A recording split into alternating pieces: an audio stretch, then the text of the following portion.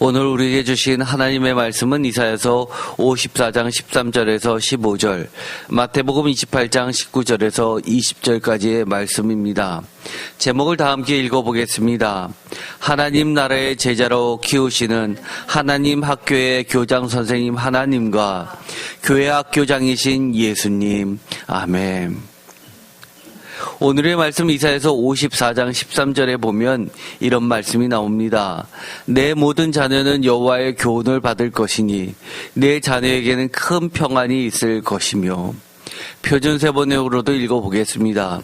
주께서 너의 모든 아이를 제자로 삼아 가르치실 것이고 너의 아이들은 큰 평강을 누릴 것이다. 아멘.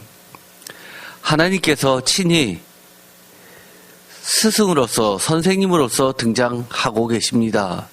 그러면서 우리들의 자녀를 하나님께서 하나님의 교훈으로 가르치신다고, 제자로 삼아 가르치신다고 말씀해 주십니다. 왜 그럴까요? 한마디로 큰 평강, 샬롬을 주시기 위해서입니다. 그러면서 14절에 너는 공의로 설 것이며 학대가 내게서 멀어질 것인즉 내가 두려워하지 아니할 것이며 공포도 내게 가까이 하지 못할 것이라. 보라, 그들이 분쟁을 일으킬지라도 나로 말미암지 아니할 것이니 누구든지 너와 분쟁을 일으키는 자는 너로 말미암아 패망하리라. 아멘. 여기서 보면 14절과 15절을 따로 떼어놓고 말씀을 읽어도 충분합니다. 왜냐하면 어떻게 읽어보면 이 13절과 14절, 15절은 완전히 분리된 듯하기 때문입니다. 하나님께서 교훈을 하나님의 자녀들, 우리들의 자녀들에게 제자로 삼아 가르쳐 주셨다라는 그 내용 한 가지와 14절, 15절에 있는 것처럼 공의와 그리고 또한 승리를 주시는 하나님께서 두려워하지 말라, 공포에 떨지 말라, 분쟁을 일으킬지라도 분쟁을 일으키는 자는 너로 말미암아 패망하리라 라는 말씀과 서로 잘 연계되지 않기 때문입니다. 왜냐하면 만약에 이것을 연결을 시키면 하나님께서 여호와의 교훈을 가르치시는 것이 마치 15절에 있는 것처럼 너로 말미암아 패망하리라 라고 하는, 즉 우리가 세상에서 공부를 가르쳐서 변호사가 돼서 상대방을 법적인 지식으로서 승소를 시키는 것 같은 느낌이 들기 때문입니다. 그러나 이것은 단순히 그런 어떤 분야의 문제가 아닙니다. 왜냐하면 이 13절부터 15절까지의 말씀을 하나로 읽는다면 오히려 하나님께서 하나님의 자녀들을, 우리들의 자녀를 하나님의 교훈으로 가르친다면, 또한 우리들의 자녀가 하나님으로부터 하나님의 교훈을 제대로 배웠다면 반드시 공의로 서게 되고, 아무리 힘이 없다 하더라도 세상을 공의로 다스리는 하나님께서 어떠한 세력들도 반드시 공의로 다스려 주실 것임을 약속하고 계시기 때문에 결론적으로는 하나님의 교훈으로서 받은 모든 자녀는 평안을 누리게 될 것이라는 것을 가르쳐주고 있기 때문입니다. 13절에 평안이 있을 것이다 라는 말과 15절에 너로 말미암아 패망하리라 라는 이 말은 곧 평안과 승리가 뗄래야 뗄 수 없는 그런 관계임을 나타내주고 있습니다. 그런데 우리가 좀 특이한 것은 이처럼 하나님의 모습은 다양하게 성서에서 기록되어 있는데, 특별히 이사야서 54장에서는 하나님께서 선생님으로 나타나고 있다는 겁니다.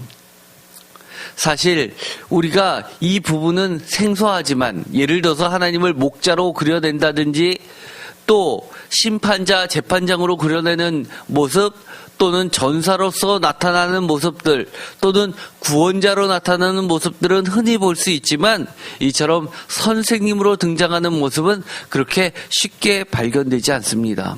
사실 성경에 보면 이처럼 하나님을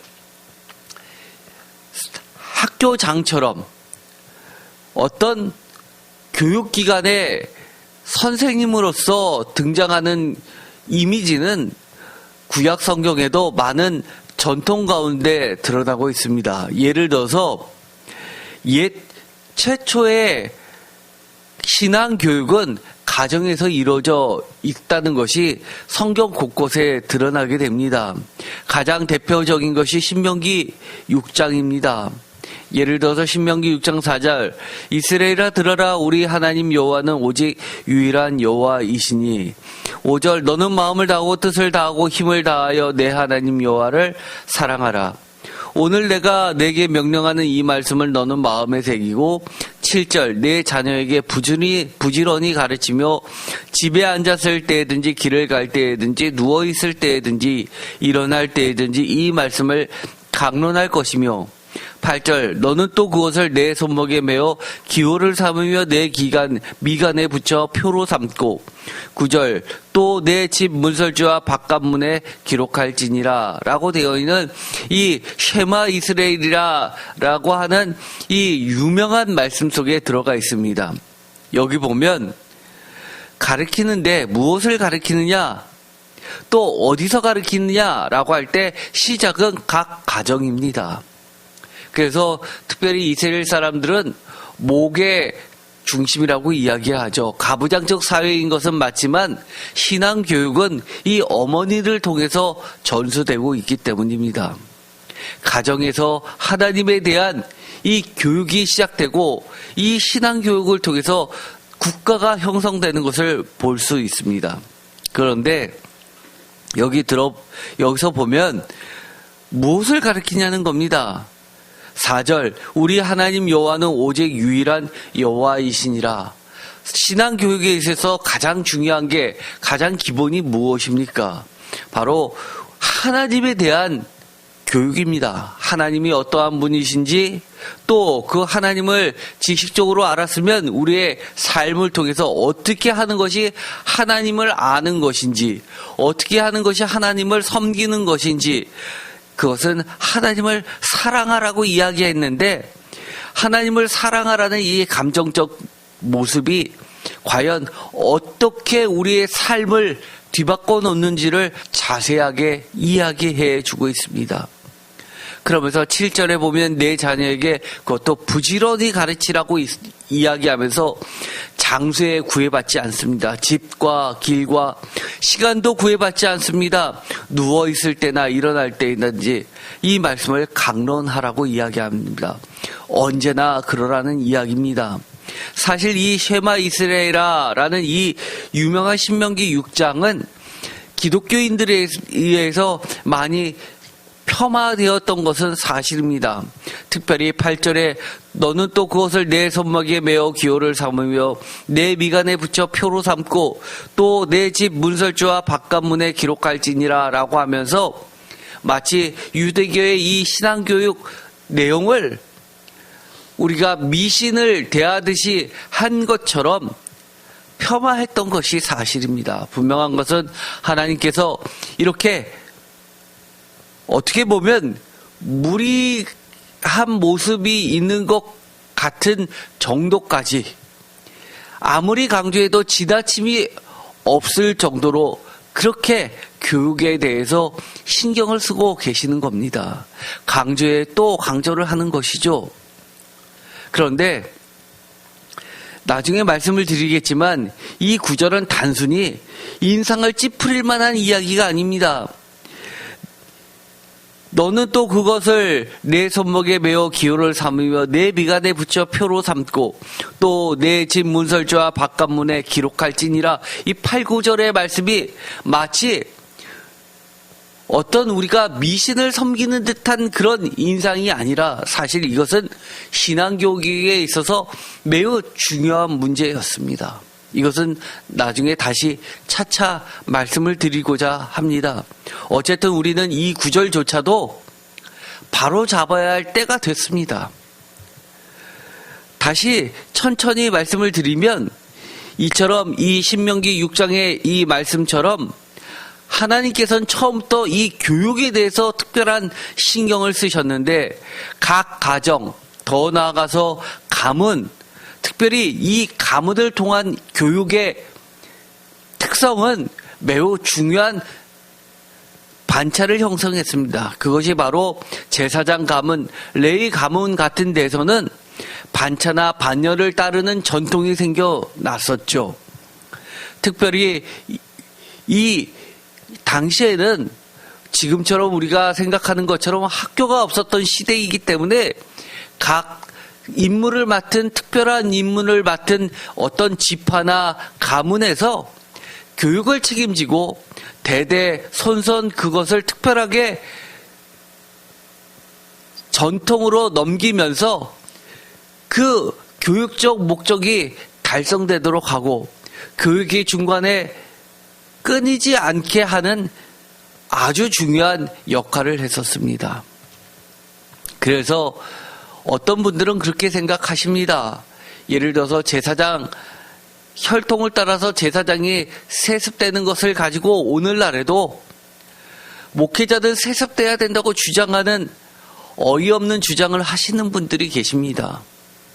사실 오늘날의 이 특별히 목회자를 향한 교육은 기본적으로 신앙은 각 가정과 교회에서 감당을 하고 있지만 성서를 보는 방식, 성서를 해석하는 과정, 이 모든 것들은 특별히 신학교라는 제도권 안에서 가르치고 전수하고 있기 때문에 사실 혈통을 따라서 이 목회자를 양성하는 의미는 과거 성경에서 기록되어 있는 그 의미를 이미 상실했다고 볼 수 있습니다.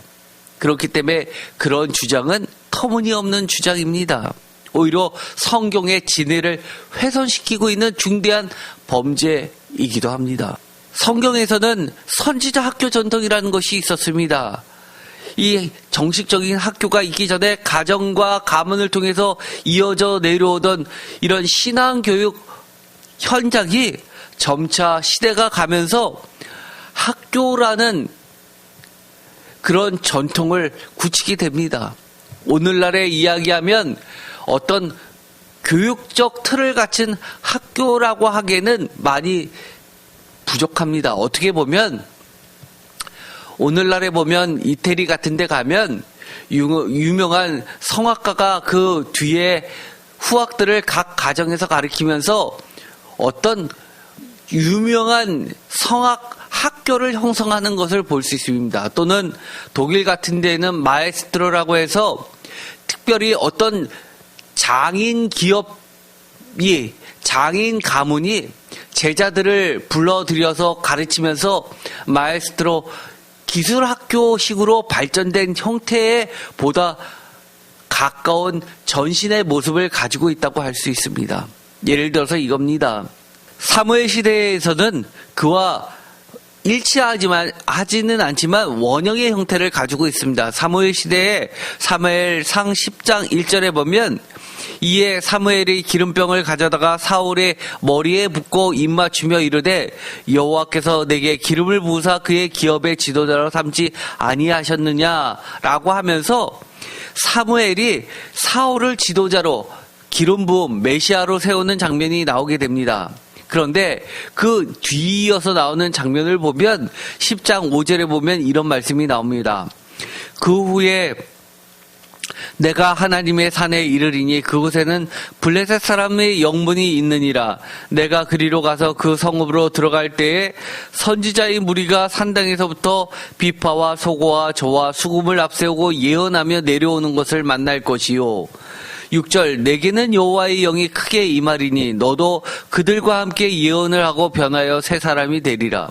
7절 이 징조가 내게 임하거든 너는 기회를 따라 행하라. 하나님이 너와 함께 하시느니라 라고 이야기해주는 모습이 나오게 됩니다. 여기서 보면 특이하게 10장 5절에 하나님의 산이 나오게 됩니다.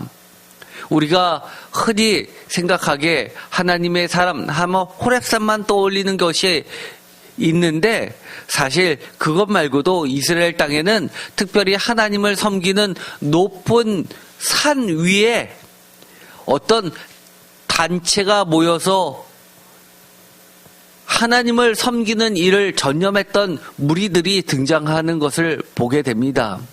그래서 5절에 보면 선지자의 무리가 산당에서부터라는 말이 나오게 됩니다. 그런데 특이하게 여기는 블레셋 사람들의 영문이 있는 곳으로서 블레셋 사람들이 이스라엘 땅 가나안 지역을 점령하고 높은 곳에서 이 밑에 있는 이스라엘 사람들을 관찰하면서 그리고 거기서 지배 세력을 꾸몄던 곳이었습니다. 영문, 성문이라고 할 수 있죠. 그런데 그 가까운데 하나님의 산이라고 하는 그 곳에 선지자의 무리가 집단으로 생활을 하고 있었습니다. 산당이라고 표시되어 있지만 사실은 우리가 나쁘게 볼 것이 아니라 이 산당은 지방 성서의 역할을 감당했던 곳이었습니다. 솔로몬 성전이 세워지기 이전에는 가나안 땅에 많은 역사적 곳에 산당들이 있었습니다. 다른 말로 이야기하면 하나님을 섬기는 제단들이 있었던 지방 성소들이었습니다. 그곳에서 선지자의 무리가 함께 모여 살면서 하나님을 섬기던 일을 했습니다. 그래서 그들은 주로 예언을 하면서 기도하는 그런 전통을 가지고 있었고 비파와 소고와 저와 수금을 앞세웠다라는 이야기는 늘 이들이 예배를 드렸다는 것을 볼 수 있습니다. 사실 우리가 찬송을 예배 시간마다 부르지만 오랜 교회 전통은 교회가 생성되기 이전에는 예배 중에서 이 찬양은 특별히 목회자의 몫이었습니다. 그래서 레위기의 전통을 따라서 찬양 드리는 전문 봉사자들이 있었고 또 그 이전에는 이처럼 예언자들은 노래를 통해서 찬양을 통해서 하나님과 신접하는 그런 활동들을 했었던 것으로 보이게 됩니다. 오늘날에도 터키에 가면 이슬람 사원에서 어떤 제사장 역할을 하는 무리들이 있는데 그들은 하루 종일 기도와 이처럼 찬양을 드리면서 악기를 다루면서 하루 종일 보내는 무리들이 있습니다. 춤도 추고요. 그래서 많은 종교학자들이 그 오래된 전통 가운데서 이 성경의 한 부분을 떠올리기도 합니다. 어쨌든 간에 이 높은 산에 적들이 있는데도 불구하고 그들도 건드리지 않는 이유는 이 무리들은 고대 사회에 있어서 정치적 색깔이 전혀 없는 영적인 무리였다고 그들도 인정하기 때문에 그들을 건들지 않고 공존할 수 있었던 겁니다. 어쨌든 간에 이 선지자의 무리가 있었던 그런 곳이 있었고 그 곳에서 내려오는 사람들을 이 사울이 만나게 되자 여호와의 영, 하나님의 영, 성령님이 크게 감동하여서 이 사울도 예언을 하게 되는 보통 사람이 아니라 새 사람이 되는 그런 어떤 특별한 체험을 하게 된다는 것을 보게 됩니다. 그래서 이 사무엘상 10장 5절에 있는 것을 근거로 해서 사무엘 시대에도 이처럼 어떤 특별한 선지자 그룹들을 키우고 양성시키는 학교의 원형 같은 게 있었을 것이다라고 학자들은 보게 됩니다.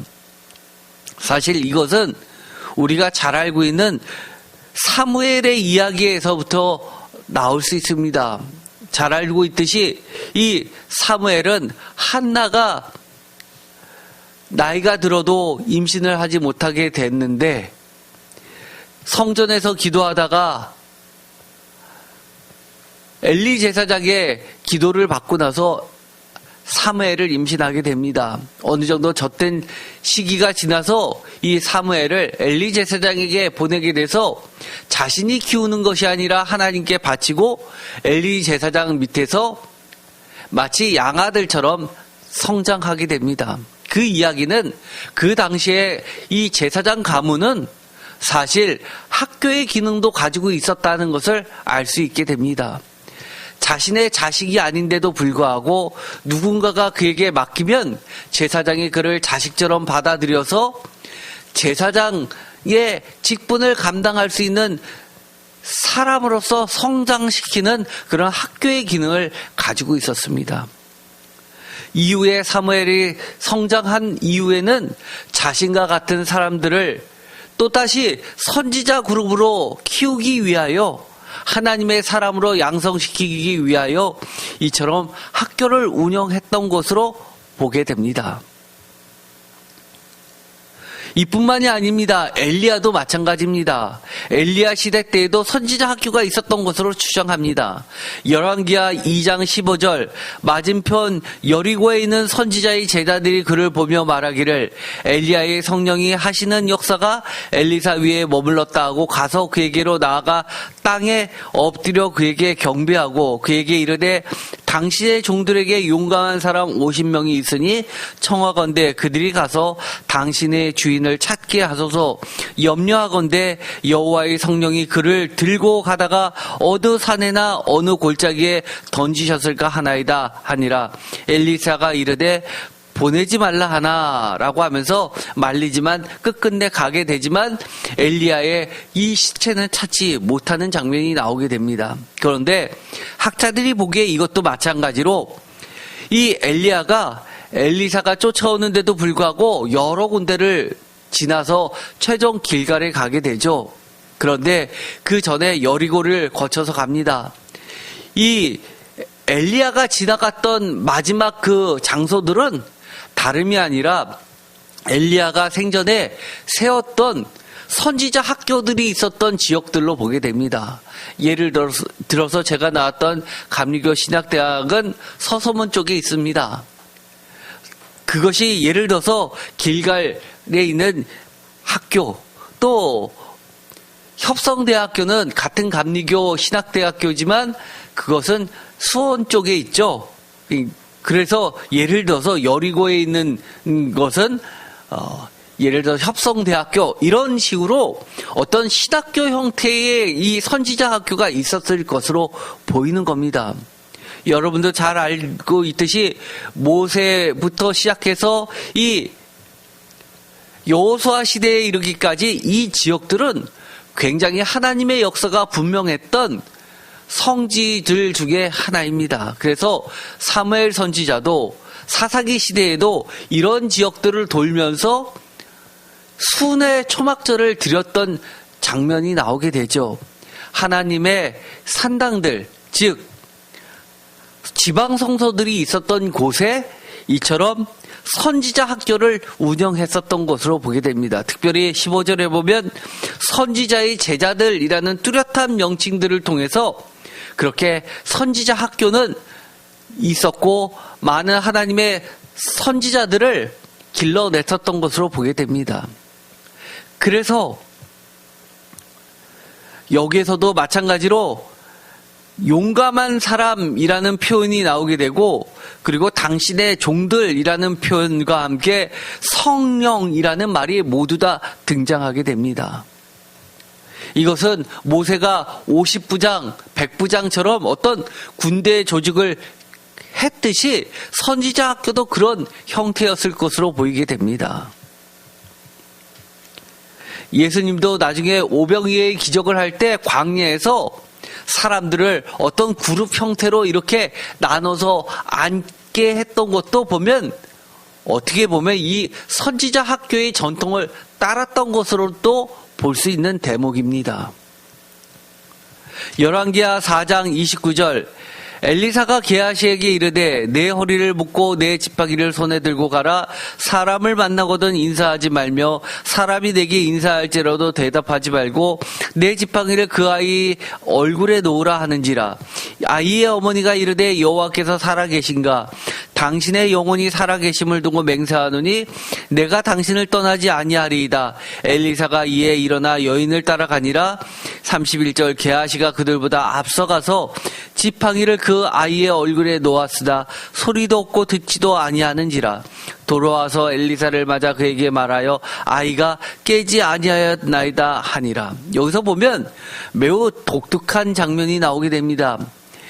우리는 엘리사가 있고 엘리사를 뒷받침하는 게하시 종이 있었다고만 생각하지만 사실 많은 학자들이 이 엘리사와 게하시의 관계도 선지자 학교 중에 하나였을 것으로 보게 되고, 게하시는 수종드는 어떤 수지자 그룹 중에 한 명이었을 것으로 추정하기도 합니다.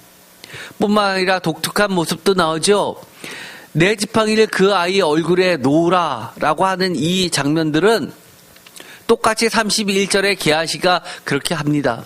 그런데도 아이가 깨어나지 않는다라고 보고를 합니다. 어떻게 보면 이 모든 것은 어떠한 문제가 발생했을 때 교장 선생님 격이었던 엘리사가 제자들을 통해서 그 사역을 감당할 때 어떤 식으로 이 사역을 이끌어내는지를 가르쳐주는 구체적인 방법들이 됩니다. 이 전통을 따른 것도 바로 예수님이죠. 예수님도 제자들을 데리고 다니면서 제자들이 보는 앞에서 어떻게 병자들을 고쳐주는지 그렇게 직접 손수 보여주시면서 제자들을 양성시켰던 것을 보게 됩니다. 또 성경에 보면 여러 가지 독특한 모습들이 나오게 됩니다. 예를 들어서 몸을 포개면서 기도하는 모습도 나오게 되고, 또 마치 요가를 하듯이 몸을 깊이 서로 접듯이 그렇게 접어서 기도하는 장면도 나오게 되는데, 이 모든 것들도 선지자 학교에서 각각 독특한 기도하는 형태의 모습들, 전통들을 가지고 있지 않았을까라고 추정하기도 합니다.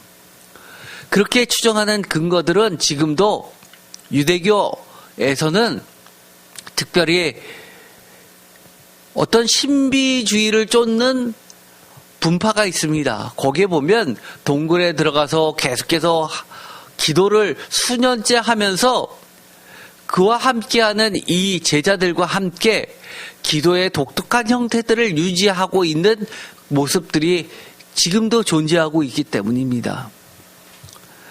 또 이 엘리사의 선지자 학교의 가장 대표적인 것은 열왕기하 6장 1절 선지자의 제자들이 엘리사에게 이르되 보소서 우리가 당신과 함께 거주하는 이곳이 우리에게는 좁으니 우리가 요단으로 가서 거기서 각각 한 제목을 가져다가 그곳에 우리가 거주할 처소를 세우사이다 하니 엘리사가 이르되 가라 하는지라. 그 하나가 이르되 청하건대 당신도 종들과 함께 하소서 하니 엘리사가 이르되 내가 가리라 하고 4절 드디어 그들과 함께 가니라. 무리가 요단에 이르러 나무를 베더니 한 사람이 나무를 벨 때 소독기가 물에 떨어진지라. 이에 외쳐 이르되 아 내 주여 이는 빌려온 것이니이다 하니 라고 이야기하는 장면이 나오게 됩니다. 이 장면은 매우 유명한 장면이죠.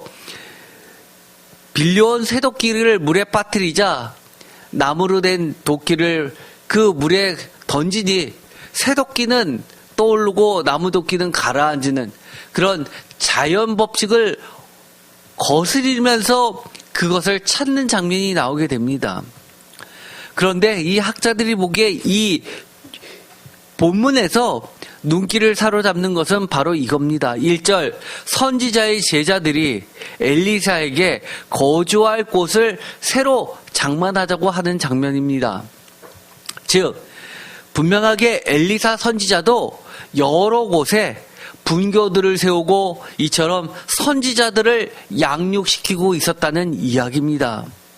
왜냐하면 3절에 당신도 종들과 함께 가소서라고 하는 것을 보아서는 이곳 말고도 이 엘리사 선지자는 여러 곳에 이렇게 집단 거주하는 학교를 세워두고 순회하면서 그들에게 이 하나님의 영과 교통하는 법, 하나님의 뜻을 전달하는 특별한 교육을 했었던 것으로 보게 됩니다. 가장 대표적인 교육 내용은 기도하는 법, 찬양하는 법, 그리고 말씀을 전하는 법, 이런 여러 가지가 있을 수 있겠지요. 어쨌든 간에 여기서도 이런 특별한 신앙 교육을 위한 지도자를 양성하는 그런 학교가 있었다는 것이 명확합니다. 또 열왕기하 9장 1절 선지자 엘리사가 선지자의 제자 중 하나를 불러 이르되 너는 허리를 독이고 이 기름병을 손에 가지고 길라 라봇으로 가라. 거기에 이르거든 nim시의 손자 여호사밧의 아들 예후를 찾아 들어가서 그 형제 중에서 일어나게 하고 그를 데리고 골방으로 들어가 기름병을 가지고 그의 머리에 부으며 이르기를 여호와의 말씀이 내가 내게 기름을 부어 이스라엘 왕으로 삼노라 하셨느니라 하고 곧 문을 열고 도망하되 지체하지 말지니라 하니, 여기서 보면 3절에 기름병을 가지고 메시아로서 임명했으면 당당해야 되는데 문을 열고 도망하되 지체하지 말지니 꽁무니를 빼라고 이야기하는 모습은 정말 우스꽝스럽습니다. 어쨌든 간에 이 열왕기하 9장에 보면 선지자 엘리사가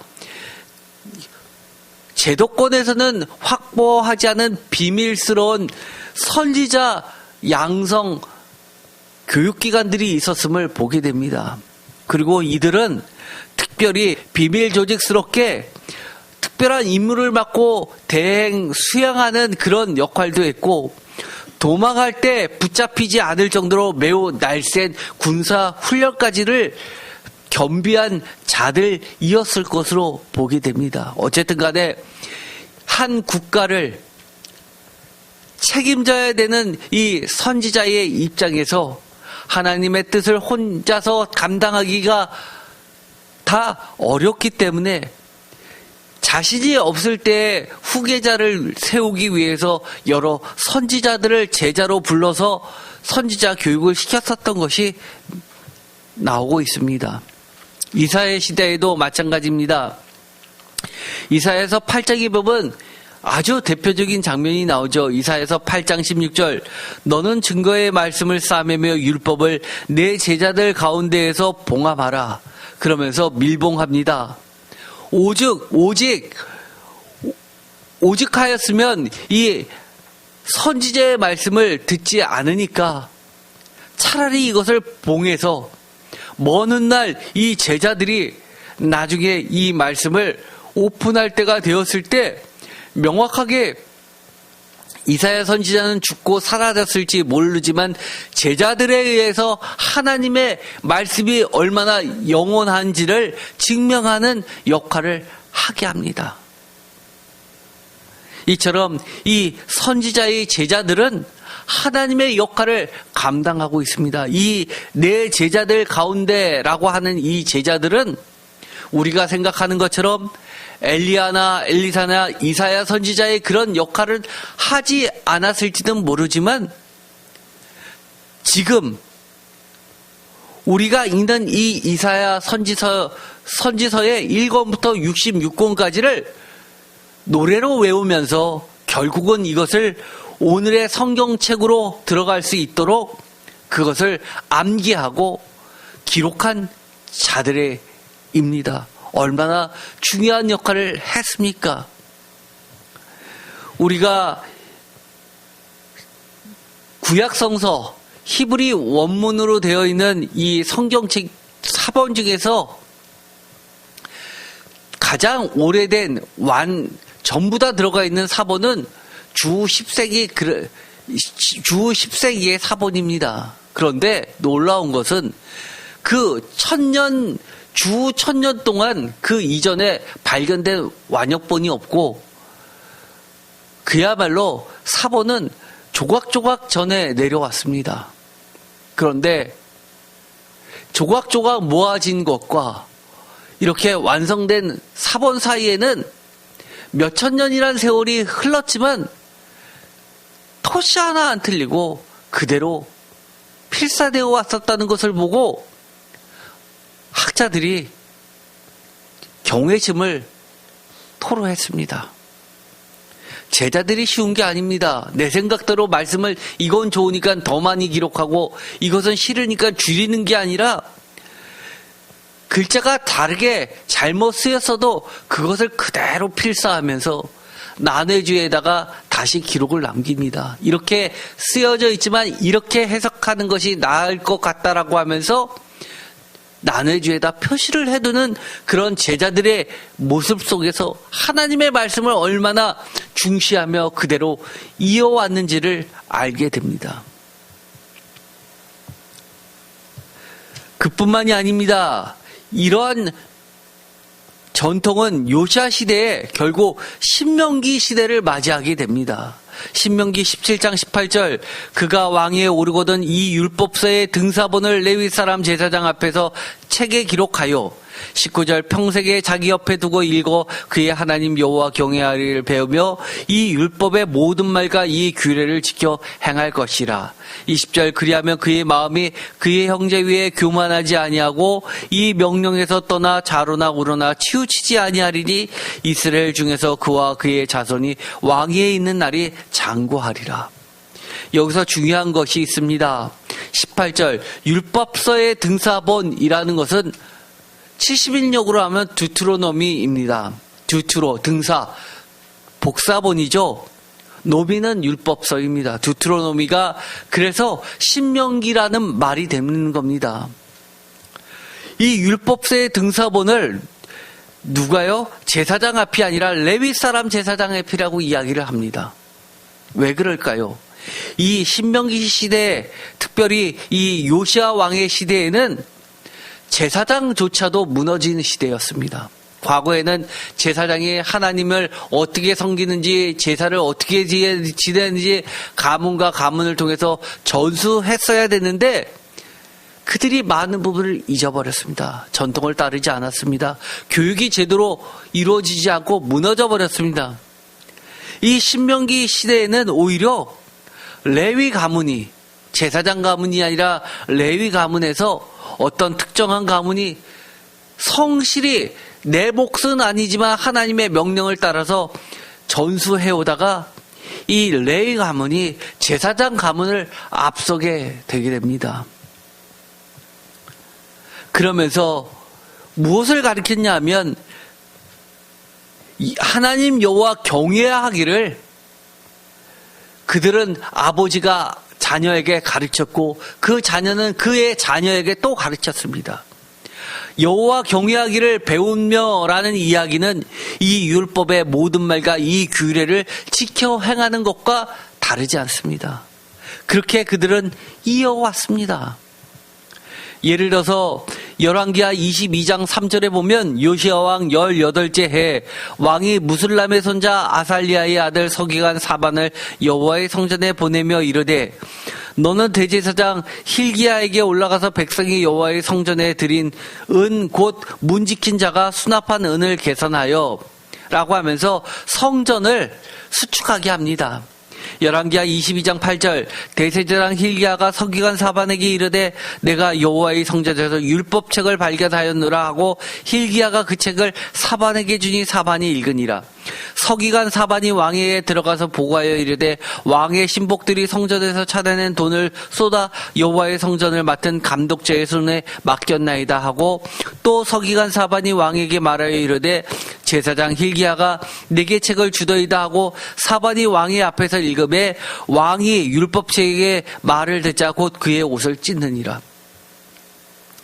이 요시야 왕 때 성전을 수축하다가 이 사본 하나를 발견하게 됩니다. 그것이 바로 모세 때 기록되어 있는 이 신명기의 원본에 해당하는 신명기라고 하는 그 프로토 신명기였는데 그것을 발견하게 되고 옷을 찢고 다시 신명기를 쓰게 됩니다. 학자들은 그 발견했던 그 대목은 아까 제가 말씀드렸던 것처럼 등사본을 만들어라고 했었던 그 내용에 해당했었던 것으로 보게 됩니다. 이처럼 제사장이 무너졌지만 나머지 서기관들과 그리고 심지어 레위인들에 의하여 성전을 수축하는 과정 속에서 무너진 교육을 다시 일으키는 역할을 감당했는데 이것이 히스기야 시대에 가면 절정을 이루게 됩니다. 이때는 제사장은 거의 완전히 교육의 기능을 상실해서 어떻게 보면 기득권을 누리는 그런 권세의 도구로 전락했었던 것으로 보이게 됩니다. 역대하 29장 30절 히스기야 왕이 귀인들과 더불어 레위 사람을 명령하여 다윗과 선견자 아사벳이로 여호와를 찬송하게 하며 그들이 즐거움으로 찬송하고 몸을 굽혀 예배하니라. 찬송과 예배는 하나님의 영에 감동되는 과정이었습니다. 그런데 이것을 제사장을 통해서 하는 것이 아니라 레위 사람을 통해서 히스기야 왕은 개혁을 이룹니다. 그런데 34절 그런데 제사장이 부족하여 그 모든 번제의 짐승들의 가죽을 능히 벗기지 못하는 고로 그의 형제 레위 사람들이 그 일을 마치기까지 돕고 다른 제사장들이 성결하게 하기까지 기다렸으니 이는 레위 사람들이 성결하게 함이 제사장들보다 성심이 있었습니다. 이 구절은 34절은 매우 중요한 구문입니다. 그래서 학자들 사이에 신명기는 누가 썼냐라고 했을 때 제사장 그룹이 썼다라고 정설로 굳혀져 있습니다. 그런데 사실 요즘에는 반론이 만만치 않습니다. 신명기를 쓴 최종 우리 손에 주어져 있는 이 신명기를 쓴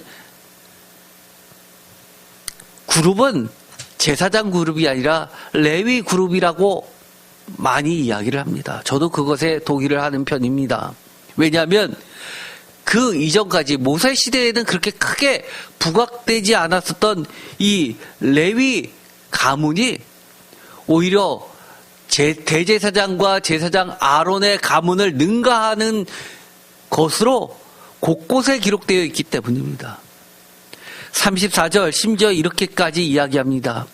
다른 제사장들이 성결하게 하기까지 기다렸으니 우리 상식적으로 보면 제사장이 부족하였다 있을 수 없는 이야기입니다.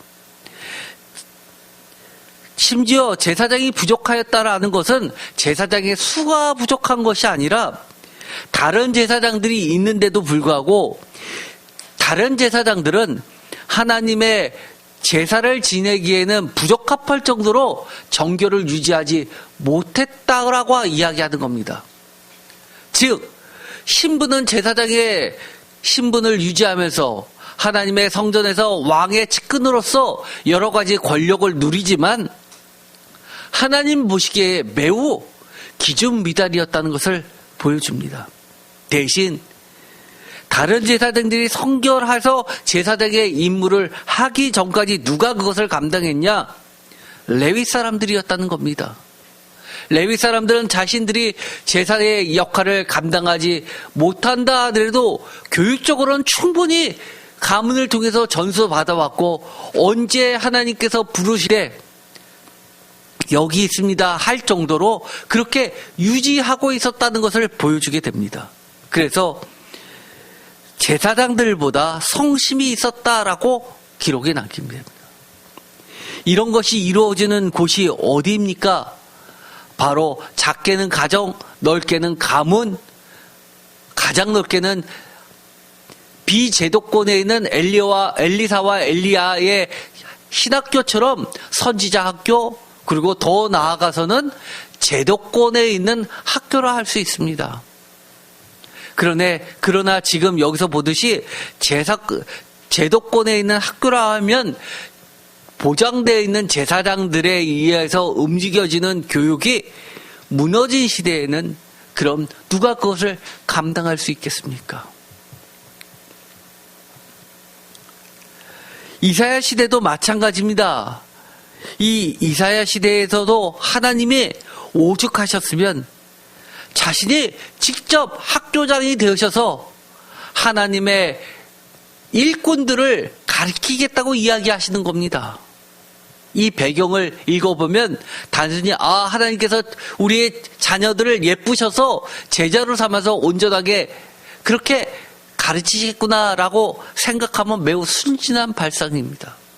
어떻게 보면 이 이사야서가 기록할 이 시점에는 정말 무너질 대로 무너져서 하나님께서 하나님의 나라를 세우기 위해 하나님의 제자들, 직접 키운 제자들이 필요했었던, 그래서 남은 자를 통해서 새롭게 시작하려고 하는 하나님의 씨앗과 같은 존재들이라는 그 필요성이 대두되었다는 것을 이야기합니다. 그만큼 절박한 상황이라는 것을 말하고 있습니다. 단순히 하나님이 이뻐서 그렇게 특별하게 교육을 시킨다? 아니요. 아예 없다는 얘기입니다. 아예 없다는 이야기입니다. 하나님이 다시 모아서 ABC부터 다시 가르치겠다고 말씀하시는 겁니다. 있는 학교가 있다 하더라도 너무나 변질되었기 때문에 또 잘못되게 가르칠까봐 하나님이 직접 가르치겠다고 하시는 겁니다. 이사야서 2장 3절 많은 백성이 가며 이르기를 오라 우리가 여호와의 산에 오르며 야곱의 하나님의 전에 이르자 그가 그의 길을 우리에게 가르치실 것이라 우리가 그 길로 행하리라 하리니 이는 율법이 시온에서부터 나올 것이요 여호와의 말씀이 예루살렘으로부터 나올 것임이라. 이 말을 읽어보면 어떻습니까? 여호와의 산, 아까 사무엘상에 나와 있던 하나님의 산이 생각나지 않습니까? 야곱의 하나님의 전, 예루살렘이 생각납니다.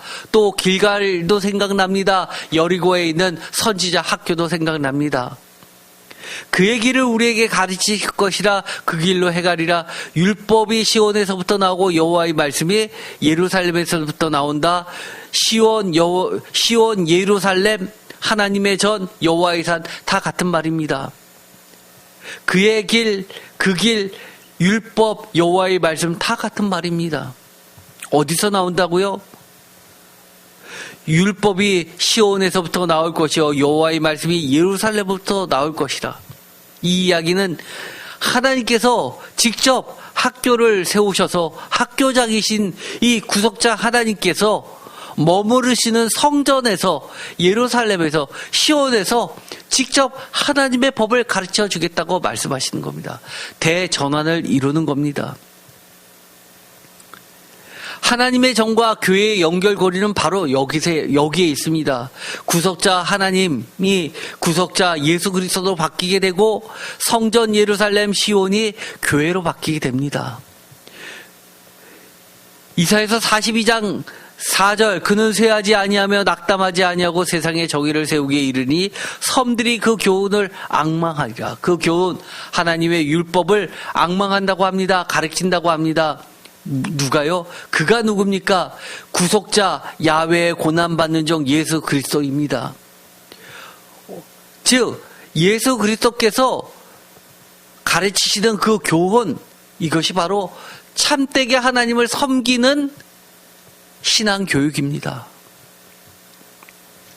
이사야서 48장 17절 너희의 구속자시요 이스라엘의 거룩하신 이이신 여호와께서 이르시되 나는 내게 유익하도록 가르치고 너를 마땅히 행하기로 인도하시는 내 하나님 여호와라.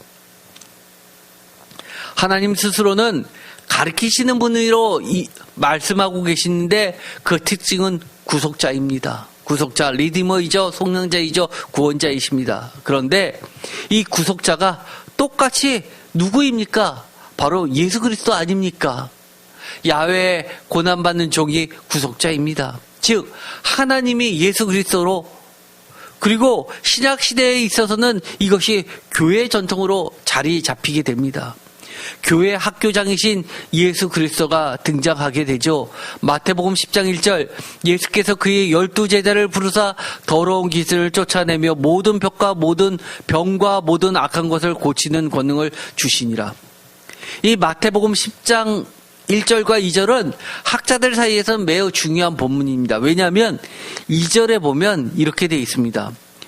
12사도의 이름은 이러하니 베드로라는 시몬을 비롯하여 그의 형제 안드레와 세베대의 아들 야고보와 그의 형제 요한과 빌립과 바돌로메 도마와 세리마테 알페의 아들 야고보와 다데오 가나나인 시몬 및 가룟 유다 곧 예수를 판자라.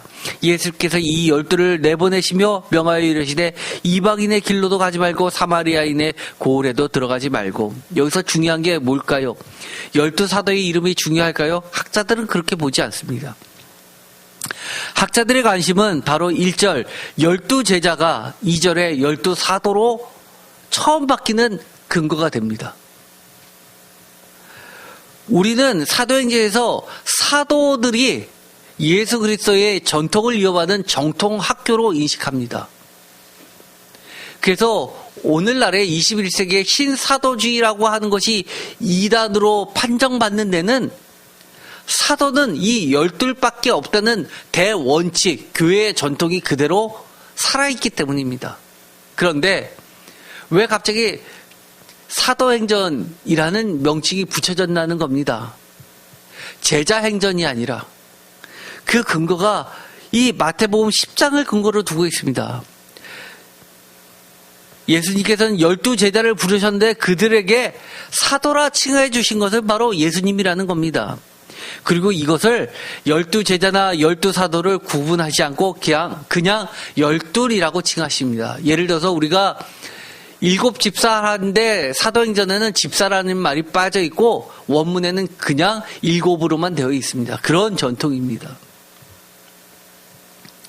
그래서 이 사도의 기능, 파송의 기능과 전파의 기능이 있습니다. 그러면서 가르치면서 그 유명한 말씀 9절 너희 전대에 금이나 은이나 동을 가지지 말고 그러면서 매우 거지의 모습처럼 그렇게 순회를 하면서 전국을 온 땅을 돌면서 복음을 전파하는 그런 순회 전통이 생겨나게 되는 겁니다. 이것이 바로 신약시대의 교회의 원형을 이루게 되고 이들이 지나간 곳마다 나중에 교회가 생성되게 됩니다. 즉 교회 학교장이신 분은 바로 예수 그리스도라고 할 수 있는 것이죠. 예수 그리스도께서 친히 12제자를 부르시고 그 제자를 파송하시면서 12사도라 칭하시고 이 12를 통해서 온 교회를 세우시고 교회를 통해서 하나님의 법과 예수 그리스도의 가르침을 전수하고 있는 겁니다. 그러면서 마태복음 11장 1절 예수께서 12제자에게 명하기를 마치시고 이에 그들이 여러 동네에서 가르치시며 전도하시려고 그를 떠나가시니라. 교회의 기능이 뭐냐? 예수님이 가르쳐 주신 것, 전도하신 것을 그대로 가르치고 전도하는 겁니다. 이 마태복음 11장 1절은 매우 중요한 본문입니다.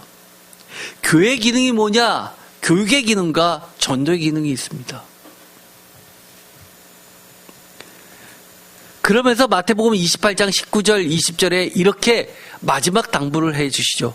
그러므로 너희는 가서 모든 민족을 제자로 삼아 아버지와 아들과 성령의 이름으로 세례를 베푸고 내가 너희에게 분부한 모든 것을 가르쳐 지키게 하라. 볼지어다 내가 세상 끝날까지 너희와 항상 함께 있으리라 하시니라. 모든 민족을 제자로 삼아 아버지와 아들과 성령의 이름으로 세례를 베푸는 곳 바로 교회입니다. 교회를 통해서 제자를 삼고 그들을 세상에 파송해서 그들에게 하나님의 법과 예수 그리스도의 교훈을 가르쳐 지키게 하는 것이 바로 교회입니다.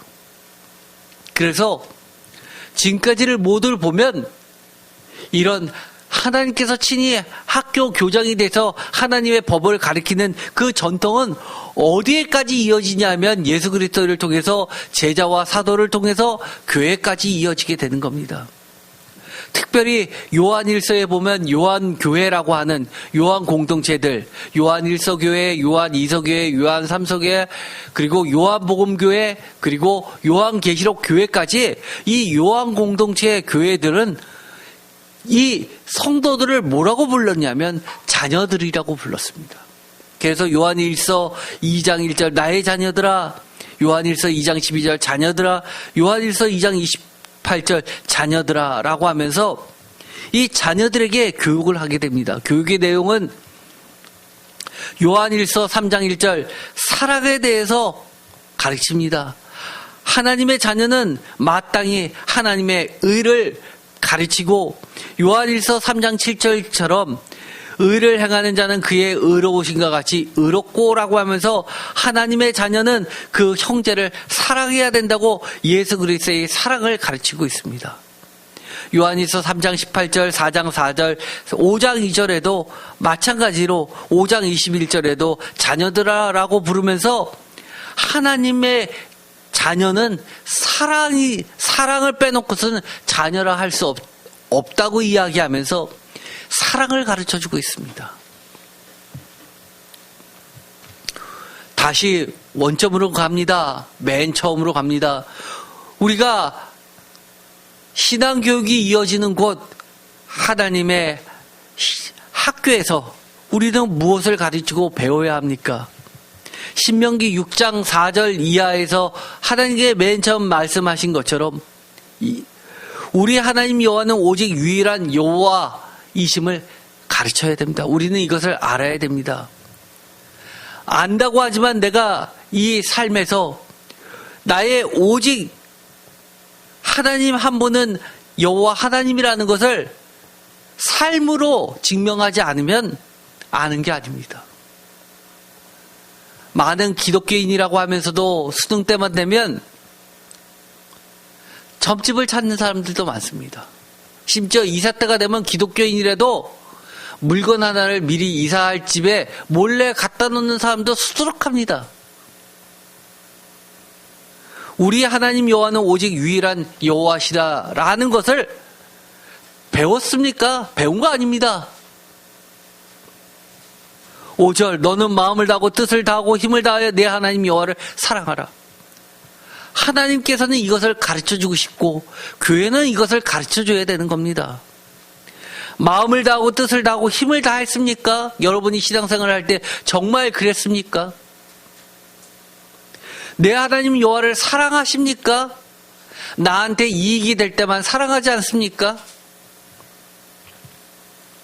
오늘 내가 내게 명하는 이 말씀을 너는 마음에 새기고 내 자녀에게 부지런히 가르치며 자녀에게 말은 해도 자녀가 역정내면 말 한마디 못하고 자녀가 듣기 싫다고 얼굴 붉히면 어떻게 내가 더 이상 할 수 있냐고 돌아서는 부모들이 한둘 아니지 않습니까? 8절과 9절은 이미 오늘날의 기독교에서는 이것을 폐하여버린 지 오래입니다. 내 손목에 메어 기호를 삼으며 내 비간에 붙여 표로 삼고 내 집 문설주와 바깥문에 기록할지니라.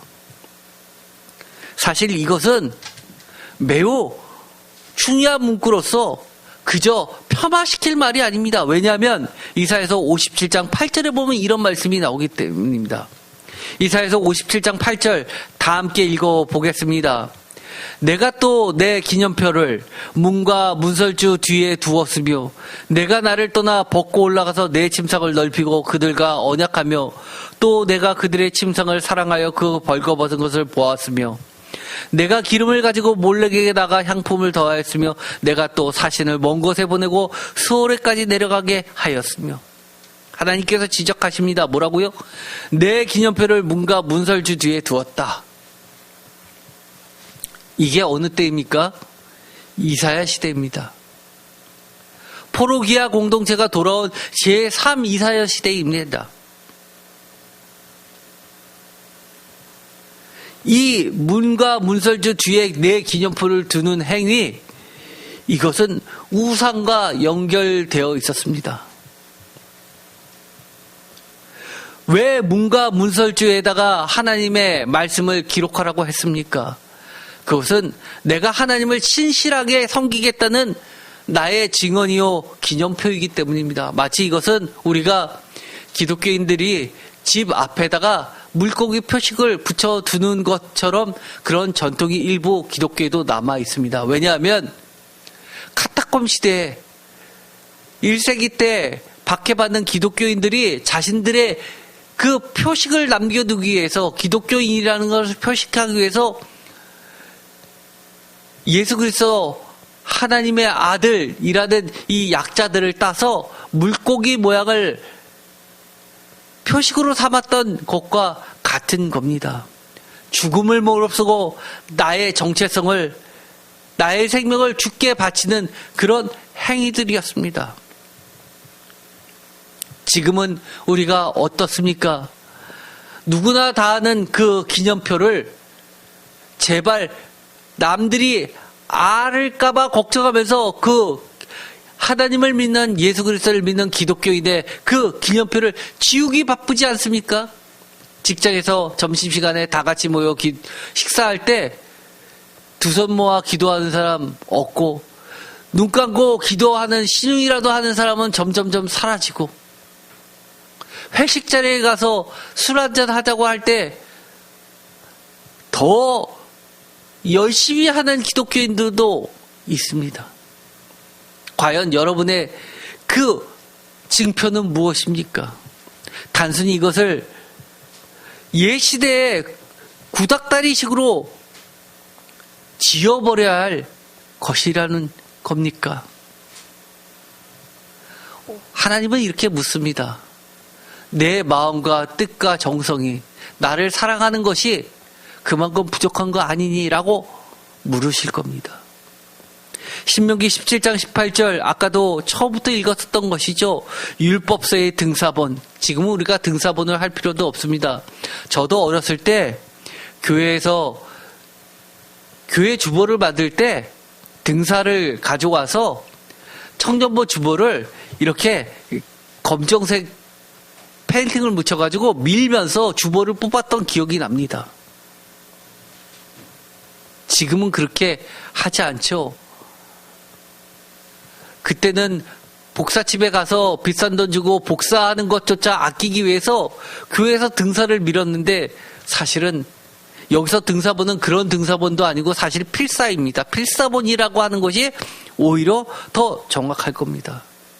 어쨌든 간에 지금은 그럴 필요도 없이 성경책이 피자값 한 판 값만 내면 성경책이 언제든지 살 수 있고 내 손 안에 있습니다. 심지어 핸드폰만 있으면 무료로 깔리는 것이 성경 앱입니다. 그럼에도 불구하고 얼마나 우리가 평생에 자기 옆에 두고 읽고 하나님 여호와 경외하기를 배우고 있습니까? 이사야서에 나온 것처럼 우리의 문과 문선주 뒤에는 여전히 하나님의 말씀이 있는 것이 아니라, 하나님의 뜻이 있는 것이 아니라 우상이, 세상의 법칙이 있지 않습니까? 마태복음 28장 20절에서 주님이 마지막으로 부탁하셨던 것처럼 가르쳐 지키게 하라라는 것은 어디서 해야만 합니까? 바로 오늘날에는 그 기능이 교회라고 이야기했습니다. 우리가 교회 와서 무엇을 기대하십니까? 저는 이렇게 이야기합니다.